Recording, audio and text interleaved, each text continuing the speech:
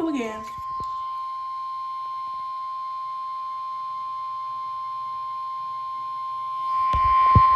The National Weather Service in Fort Worth has issued a severe thunderstorm warning for southern Johnson County in north-central Texas, northeastern Bosque County in central Texas, Hill County in central Texas, until 9:30 p.m. Central Daylight Time.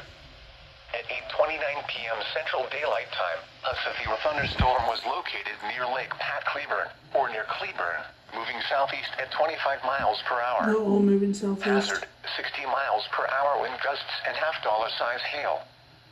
Source, radar indicated. Impact, hail damage to vehicles is expected.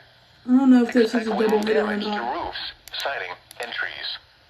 Locations impacted include Cleburne, Hillsboro, Keene, Alvarado, Whitney, Itasca, Bloom, Covington, Benham, Carl's Corner, Cleburne State Park, Lake Pat Cleburne, Aquila Lake, Lake Whitney State Park, Lake Whitney, Parker, Rio Vista, Retreat, Abbott and Coyote Flats.